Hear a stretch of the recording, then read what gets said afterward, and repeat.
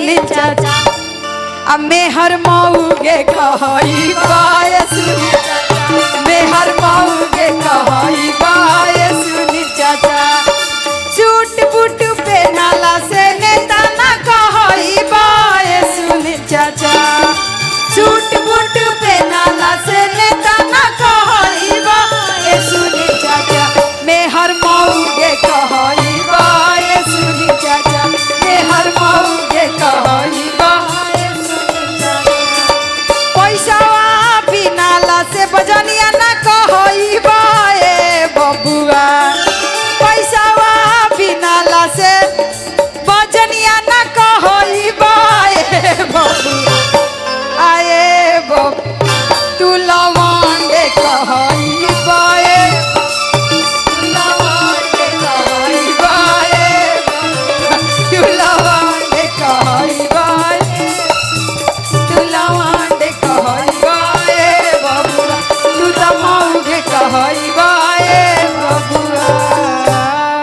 थोड़ा सा मंच खाली कर दीजिए लोग। सुनिए सुनिए एक मिनट भोजपुरी में क्या कहा असली ना ना ना ठीक है रुकिए ना भैया रुकिए आप बताइए ऐसे थोड़े होता है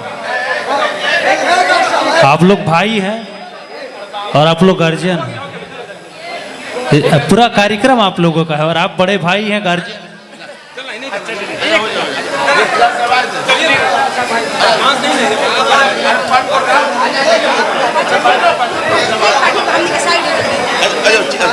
हो जा चिंता न करो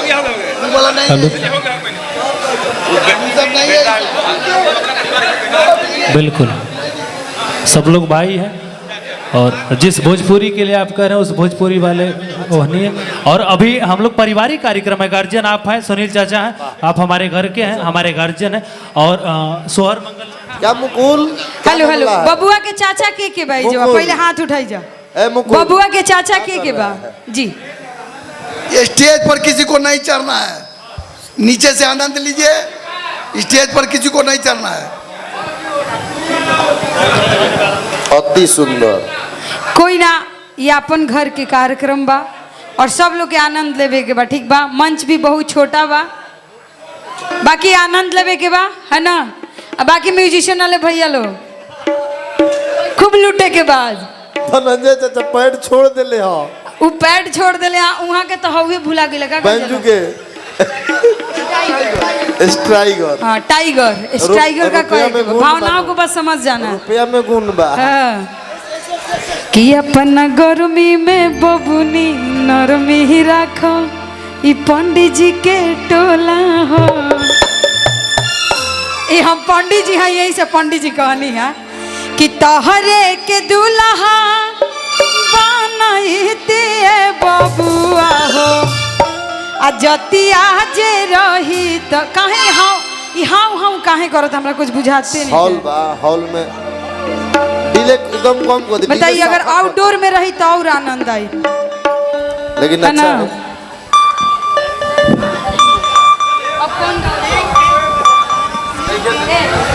जी तनी सर हुआ कुछ बोली एक बार बोली ना एक बार बोली हम बोलनी हाँ चाहम के खूब सुंदर हमारे छोट भाई प्रशांत बोले ले तो तनी दो चार गो बात तो हम बोलबा तो हमारा नीक लागी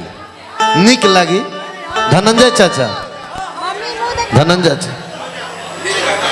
गाना गाओ तनी लेकिन रोगो 1 मिनट टाइम है जे 1 मिनट हमारा साथे खड़ा होके हमारा जोरे खड़ा होके में हमरा और भतीजा होकम ना तो जौन रूप में देखम एगो छोट नाती के रूप में भी देख सकत नहीं लेकिन राउर परिवार और राउरा सबके व्यवहार से हमने के बड़ा पूरा कलाकार मंडली प्रसन्न बनी जा और घर के आयोजन में इतना अच्छा व्यवस्था इतना अच्छा लोग के प्यार पाके हम सब कलाकार खुश बने एक बे हम चाह कि सुनील चाचा के परिवार खातिर एक बार ताली बजा दी रोज सब जितने लोग बानी ए परिवार पर विंध्यवासिनी माई के कृपा सदैव बनल रहो A to Z property dealer के रफ्तार बढ़त रहो गीत संगीत होत रही लेकिन हम चाहम कि प्रशांत बाबू तनी दूगो बात नीक तनी बोलो बलिया जिला के भाषा में वो मिठास बा वो मिठास के तनी घोल के आ शरबत लेखा लोग के पिया दो बबुआ तने बिल्कुल गार्जियन हाँ बिल्कुल सबको झूमने वाला है, ये आप कह रहे हैं ना, सबको नचाएंगे हम लोग बिल्कुल। अभी तो जो गीत आप सब आशीर्वाद प्यार देते हैं ना, जो इंस्टा पे सबसे बड़ा ब्लास्ट रहा, हमारा कमर में सड़िया पहनावे राजा जी, दिलवा केकरा से लागल बा बतावे राजा जी, ओ गीत के जरूर हमने के गावल जी। और फुर दे चुरैया नियर उड़ जाले सैया हो ओहू के गावल जी। लेकिन जितना युवा पीढ़ी बा, मुकुल भाई यूट्यूब वाला भाई अब स्टैंड खड़ा कर लो, विवेक भाई सबके वो खड़ा कर ले, और 2 पक्ति मात्र मुकेश भैया के आदेश पर हम बोल देते नहीं। अच्छा जब प्यार करे वाला के बा सब बना, हमार हृदय प्रिय बड़ भाई गोलू भैया बोलने बड़े कि हर बात को बताने का एक अंदाज होता है और हर किसी के दिल में एक राज होता है। हर बात को बताने का एक अंदाज होता है और हर किसी के दिल में एक राज होता है, और जब तक ना लगे ठोकर बेवफाई का तो हर किसी को अपने मोहब्बत पे नाज होता है। तो सबको नाज है, सबको बहुत बहुत धन्यवाद। सुनील चाचा के पूरे परिवार का धन्यवाद, आभार। और मैं सीधा सीधा हेमा दीदी को बुलाता हूँ, एक बार ताली बजा के आप सब आशीर्वाद प्यार दे दीजिए। हेमा दीदी आप आ जाए।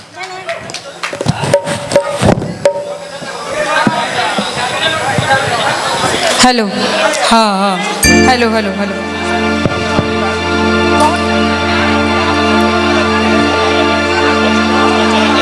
कि हमारा कमरा में साड़िया पहनावे राजा जी, आ दिलवा के कारा से लागल बा,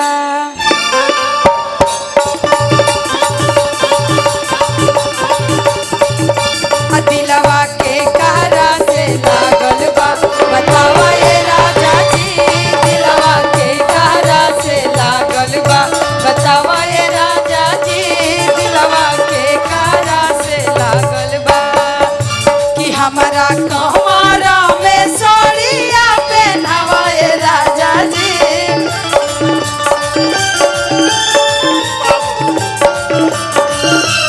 हमारा कमरा में साड़िया पहनावा ये राजा जी, दिलवा के कारा से लागल बा, बतावा ये राजा जी, दिलवा के कारा से लागल बा। थोड़ा सा धीरे रहेगा। कौनो ऐसा मर्द नहीं खान कि उनकर मेहरारू ना चाहिए कि हमारा से हमार मर्द दूर जास, है ना, चाहे वो गर्लफ्रेंड होखस, चाहे मेहरारू होखस, चाहे वो बेस्ट फ्रेंड होखस। ठीक, आजकल गर्लफ्रेंडों को लोग बेस्ट फ्रेंड कहत चलता कि लोग हमन के डाउट ना करी, है ना, स्पेशली लड़का बा, और सबसे ज्यादा विवेकवा ऐसा लड़का। ठीक बा, हाँ, खाली एने से ओने बात करके मार करवावता, है ना। हाँ हाँ, ई कहल जलन नारद मुनि, वही भोजपुरी इंडस्ट्री में एगो नारद मुनि भइल बा, चुरुकिया वाला, चुरकी कबार ले। तो देखी कि काहे के जइबा असैया दिली हो, जिला पटना में ही, अरे जौवन जौवन मंगवा तौवन मिली हो, जिला घरही में, अरे जौवन जौवन मंगवा तौवन मिली हो, जिला आजकल गर्लफ्रेंड के नंबर जान तनी कहाँ से सेव होता, तनी ऐसा फोन दे मुकेश जी।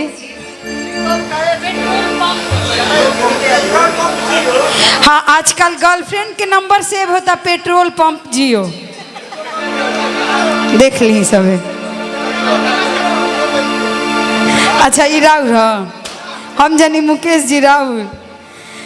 चली कि काहे के जइबा सैया दिली हो, जिला घरही में, सैया दिली हो, जिला घरही में, अरे जवन जवन मंगवा तवन मिली हो, जिला घरही में, अरे जवन जवन मंगवा तवन मिली, जिला घरही में।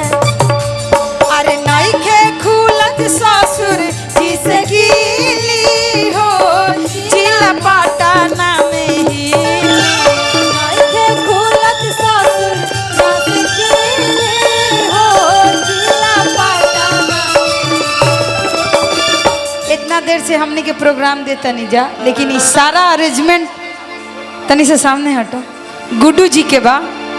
और गुड्डू जी 3 दिन पहले से कम हमारा मोबाइल पर 20 बार फोन, हेमा जी है से, हेमा जी है से, हेमा जी। और जितने कार्यक्रम नज़दीक आवत रहे उतने समझी कि इनकर कॉल बढ़ते जाते रहे।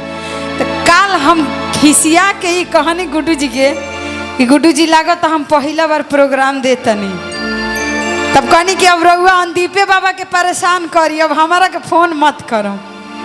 लेकिन बहुत ही अच्छा लगा, अब जितना हम नहीं सोचे थे उससे अधिक यहाँ प्यार सम्मान हमको मिला है। और पारंपरिक गीत के इतना प्यार आशीर्वाद मिलल बा कि हमार म्यूजिशियन टीम, सुनील चाचा सुनी म्यूजिशियन टीम, हमार म्यूजिशियन टीम ढोलक पैड छोड़ के और खुशी के मारे मोहर पर लूट पड़ल है लोग आज। अच्छा वहू में क्या इतना प्यार आशीर्वाद मिलल है। और बाकी बारू को भैया पुरस्कार देतनी, नारायण जी के कृपा रहो पर बनल रहो। अई लोग तो पुरस्कार खातिर मार को दिल लोग, पुरस्कारे खातिर एकदम आए का एमे लजाई के का बा। ये तो- मजा ले रहे हम लोग, आनंदित हो रहे हैं कैमरा में ना। वो मजाक है तो यूट्यूब वाला थोड़े कट कर देंगे, न तो यहाँ थोड़ी चला देगा भाई विकास। कि मार दी गोली आ हमर सुनील सिंह भाई भैया। खिसियाइलुआ। आजकल के लड़कियां जब देखतिया कि बबुआ तू हमरा से बोला बतियाव सब ठीक बा, लेकिन हमार फोटो केहू के मत देखइया। प्रदीप महतो भैया के तरफ ठीक से बा। और और बनल रहे। ओकरा बाद जब लड़किया कहतिया तो लास्ट में लड़का राम पकड़ा जाता रहे, आ जब पकड़ाता रहे तो लड़किया जय महतो कहतिया भैया, जय जय कि करत होई बुरा हाल तहर काल नियर आइल बा, आ मिले मत अइहा,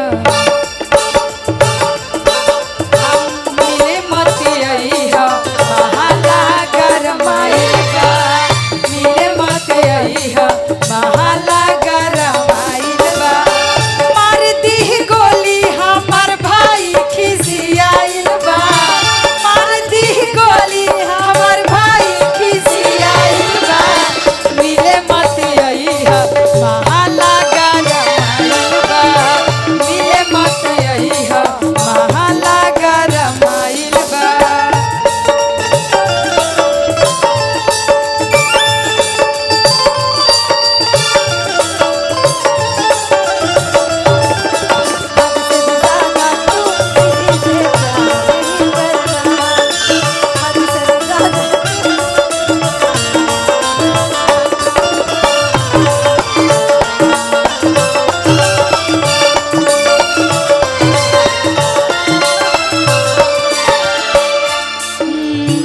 कोइली बड़ा गलती मुन्ना मोहित के बता के देला चिन्हवाई हमर फोटो देखा के।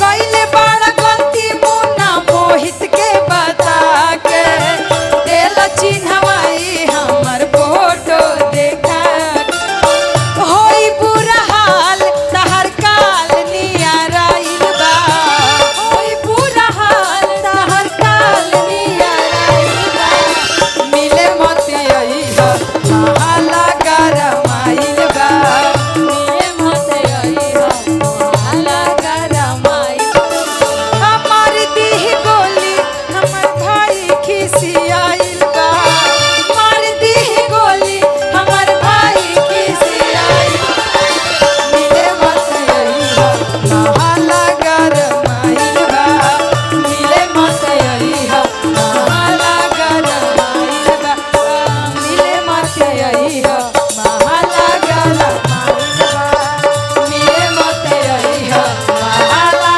गरमाइल बा, महाला गरमाइल बा। एगो बात मुकेश जी ई हमरा के बात कहे दी, देखी हम हमेशा एक मुखड़ा और एक अंतरा गाइला, ठीक बा, ई लोग जे समझदार होई जे ये लाइन में बहुत समझ जात होई और कतना लोग कहेला हमें ऐसे एक मुखड़ा और एक अंतर गईला काहे कि हेमा पांडे के सोहरो गावे के रहेला, खिलौनो गावे के रहेला, पारंपरिक में हल्दी मेहंदी सबके गीत गावे के रहेला। अब एगो हम खाली एगो गावे लगी कि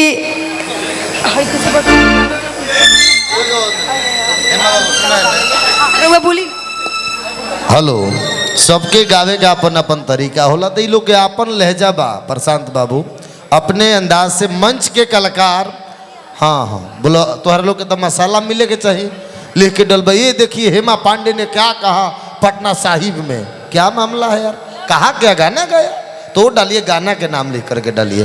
हॉलिंग कम कर दो। हेलो भैया, बनावे में बिगाड़ देता तो हूँ, हाँ तने पर रह दो।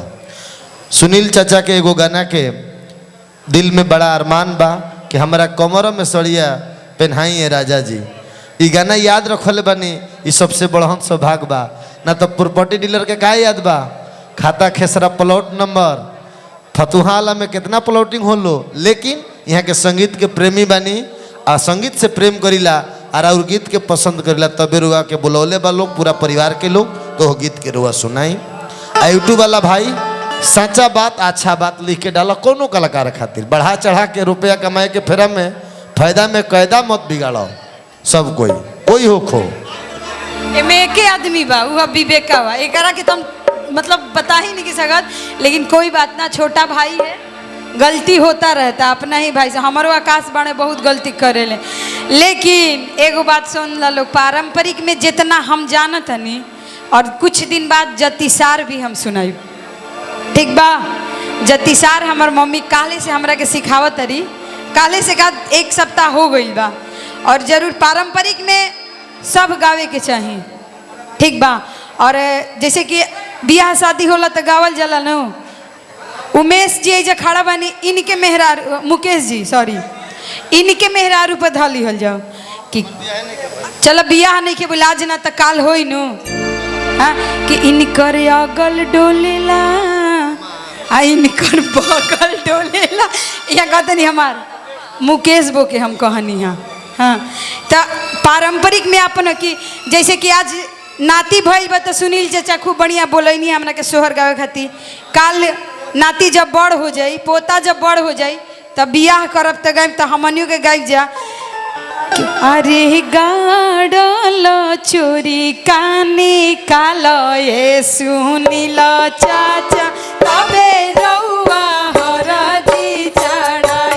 अरे गाड़ल चोरी काने कालो ये सुनील बाबा, तबे रउआ हरदी। अरे इहे हरदिया सरबे गुनया कर सुरती दिहले भगवान। ई हमनी के पारंपरिक है और हम गाइला। हम अब जब हम ई गावे लगा कि अपने अदतिया हमें धराई के आते तो बदली गईले तोरा माई के, कि अपने अदतिया हमें लगाई के, कि अपने अदतिया हमें धराई के आते तो बदली गईले तोरा माई के, आते तो बदली गईले तोरा माई के। तो खाली एगो सैड सॉन्ग गईला से आ दूगो हिंदी स्टेज पर खड़ा होकर दूगो हिंदी गा देला से और प्यार के परिभाषा मंच पर हम बोलब तब ना कहाला, ठीक बा। जितना मन रह उहे बहुत होला, ठीक बा। बाकी पब्लिक है भाई, सब जानती है, ठीक। अब भाई कि हमारा कमरा में साड़िया पहनावे राजा जी। कहाँ गए सुनील चाचा, बुलाइए। उन्हीं का फरमाइश था, आई आ चाची के लेके आई, चाची के लेके आई।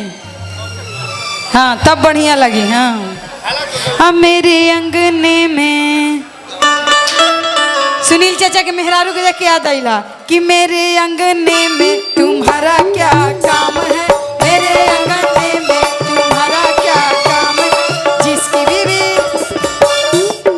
जिसकी बीबी छोटी उसका भी बड़ा नाम है, जिसकी बीबी छोटी उसका भी बड़ा नाम है।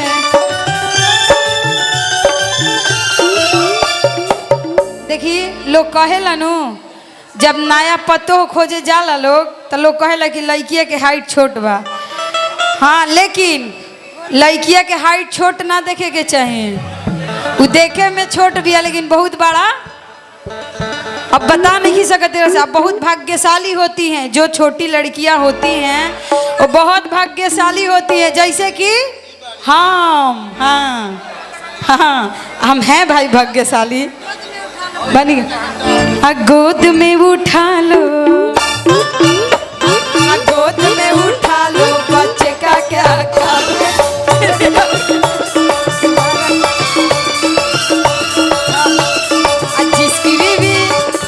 जिसकी बीबी मोटी उसका भी बड़ा नाम है, जिसकी बीबी मोटी उसका भी बड़ा नाम है। गदे से आप पलंग से लगा दो,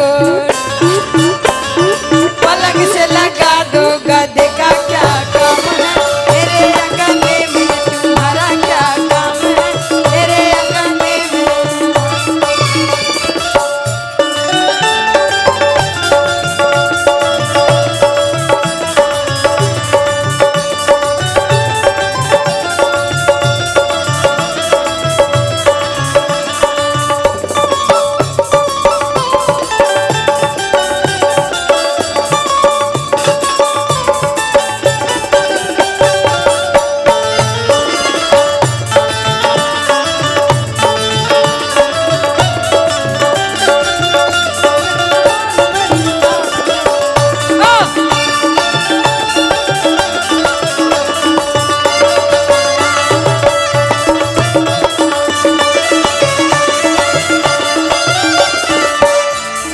जिसकी बीबी गोरी उसका भी बड़ा नाम है, उसका भी बड़ा नाम है। जिसकी बीबी गोरी उसका भी बड़ा नाम है। थोड़ा सा रुक जाएगी। अच्छा एक बात बताइए, ई भैया के मुंह में आवाजें नहीं खे, यहाँ के चुपचाप खाली आगे का कुछ बोले की चाहिए। वही तो हम सोच ये राजकुमार हैं, कहाँ से आते हैं ये लोग? देखिए राजकुमार नाम में बड़ा असर रहता है। एक मिनट मैं बता रहा हूँ, यहाँ आ जाइए, ऐसे कैमरे पर घूमिए, सुनो रुको ना, बतिया सुनो। राजकुमार शब्द बड़ा वजन वाला शब्द है। राजकुमार मने राजा के पुत्र। बड़े गंभीर लोग होते हैं तो गंभीर मुद्रा में आए थे अपना बड़े मिजाज मधुमस्त करके, जिनके संयोजन में इतना बड़ा संयोजन ये सब हुआ, व्यवस्था शानदार हुआ। तो राजकुमार भैया को इस मंच के माध्यम से बहुत बहुत साधुवाद, जो आप इतने सभी कलाकारों को संयोजित करके हम सभी को इतने लोगों से जोड़ने का काम किए हैं। इसके लिए हम सभी आपका प्रार्थी हैं। माँ भगवती का कृपा आपके ऊपर बना रहे, हम सभी भाई का प्रेम भी बना रहे। पैसे से मूल्यांकन प्रेम का नहीं हो सकता। पैसा क्या है, हाथ का मैल है, आ जाएगा वहाँ उठ जाएगा, पेट्रोल डला जाएगा, लेकिन ये प्रेम है, प्रेम बना रहेगा तो ये खत्म नहीं होना चाहिए। क्या भैया, एक बार राजकुमार भाई साहब के लिए ताली बजा दीजिए आप सब। और राजकुमार भैया जदयू के महासचिव भी हैं। Most welcome. आपका भावना को हम कदर करते हैं, और जो भी अतिथिगण जो देख रहे हैं उनको भी मैं धन्यवाद देता हूं, और खासकर मेरे बड़े भाई सुनील भैया हैं उनको भी धन्यवाद देते हैं।